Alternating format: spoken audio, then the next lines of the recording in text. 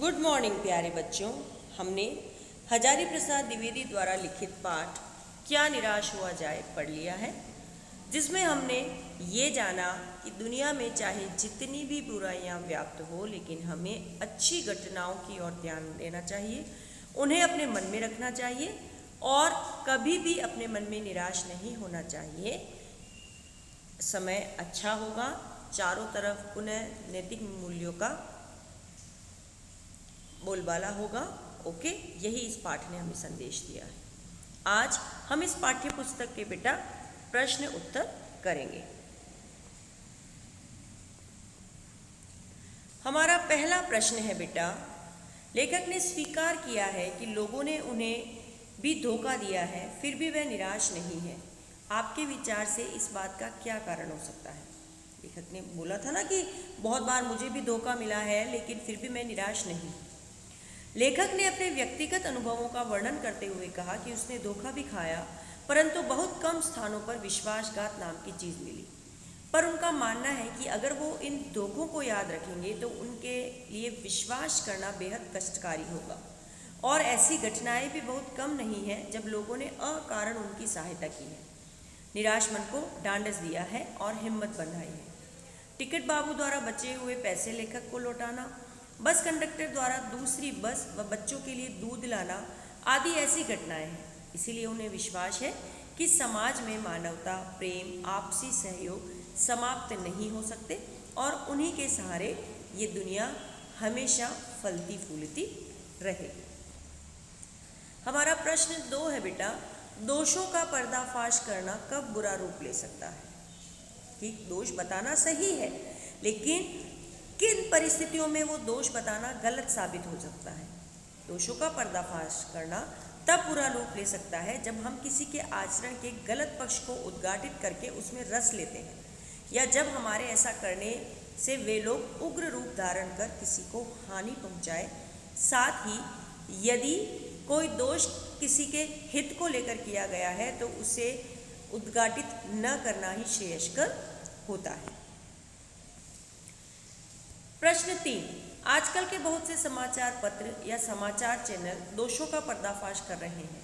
इस प्रकार के समाचारों और कार्यक्रमों की सार्थकता पर तर्क सहित विचार कीजिए। इस प्रकार के पर्दाफाश से समाज में व्याप्त बुराइयों से, अपने आसपास के वातावरण से लोग अवगत हो जाते हैं और इसके कारण समाज में जागरूकता भी आती है। साथ ही समाज समय रहते सचेत और सावधान हो जाता है और स्वयं को आने वाली परिस्थितियों के लिए तैयार भी कर पाता है।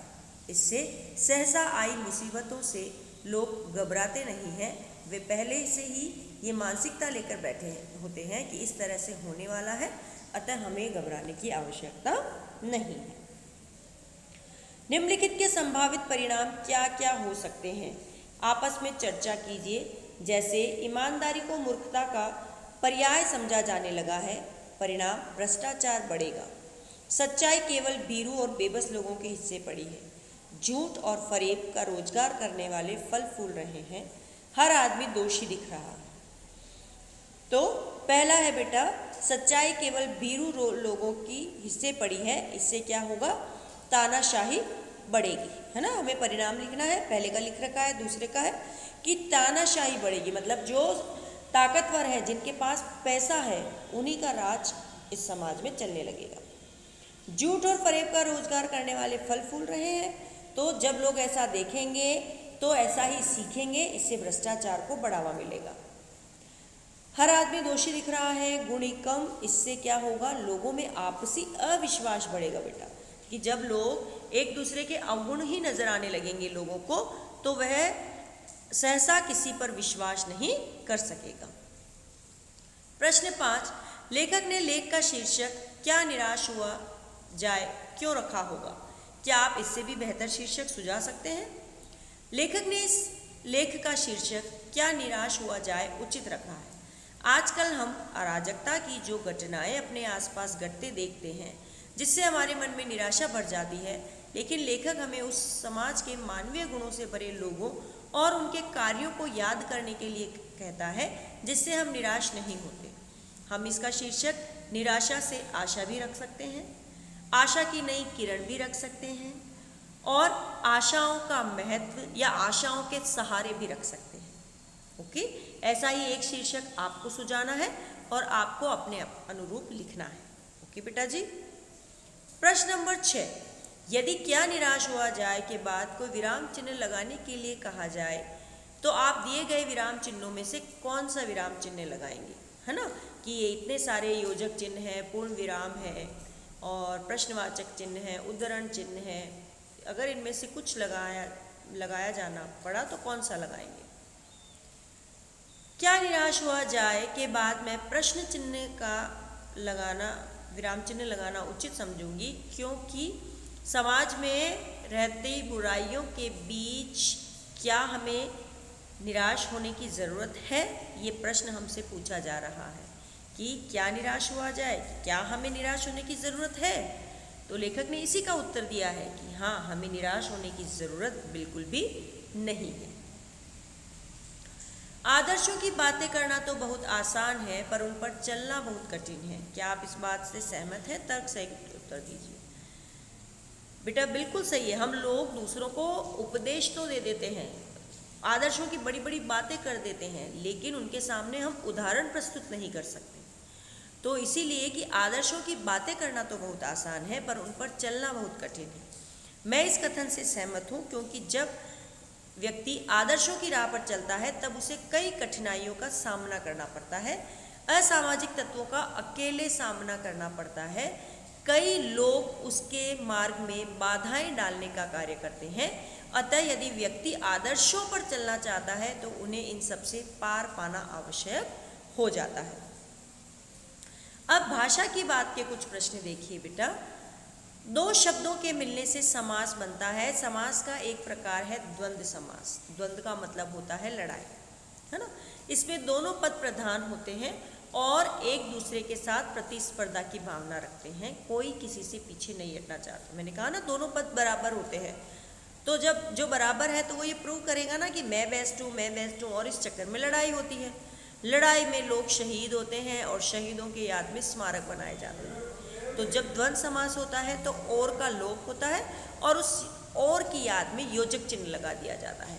जैसे परम, चरम और परम, चरम परम, भीरू और बेबस, भीरू बेबस, दिन और रात, दिन रात। और के साथ आए शब्दों को जोड़े और को हटाकर योजक चिन्ह लगाया जाता है। कभी कभी एक साथ भी लिख दिया जाता है। ऐसे ही हमको 12 उदाहरण ढूंढ कर लिखने हैं। तो देखिए उदाहरण, सुख और दुख, सुख दुख, भूख और प्यास, भूख प्यास, हंसना और रोना, हंसना रोना, आते और जाते, आते जाते, राजा और रानी, राजा रानी, चाचा और चाची, चाचा चाची, सच्चा और झूठा, सच्चा झूठा, पाना और खोना, पाना खोना, आप और पाप और पुण्य, पाप पुण्य, स्त्री और पुरुष, स्त्री पुरुष, राम और सीता, राम सीता, आना और जाना, आना जाना, पाप और पुण्य, पाप पुण्य। ठीक है। हार और जीत, हार जीत, अंदर और बाहर, अंदर बाहर, दूर और पास, दूर पास, रात और दिन, रात दिन, ऊपर और नीचे, ऊपर नीचे। ओके बेटा, ये ऐसे बहुत से उदाहरण हैं द्वंद्व समास के। अब है पाठ से तीनों प्रकार की संज्ञाओं के उदाहरण खोजकर लिखिए। हमने संज्ञा पाठ में पढ़ा था कि संज्ञाएं 3 प्रकार की होती है, व्यक्तिवाचक, जातिवाचक और भाववाचक। यहाँ जातिवाचक संज्ञा में बस, यात्री, मनुष्य, ड्राइवर, कंडक्टर, हिंदू, मुस्लिम, आर्य, द्रविड़, पति, पत्नी आदि। भाववाचक संज्ञाओं में ईमानदारी, सच्चाई, झूठ, चोर, डकैत आदि, है ना, डकैती। और व्यक्तिवाचक संज्ञाओं में है बेटा पन्ना, है ना, जो स्थानों के नाम दिए गए हैं वो इसमें आएंगे। ठीक है ना, जबलपुर, पन्ना। ठीक, ये हमारे इस पाठ के अभ्यास प्रश्न हैं बेटा। आप आज इन प्रश्नों को पढ़ेंगे और अपनी हिंदी की कॉपी में बहुत अच्छे से करेंगे। ओके बेटा।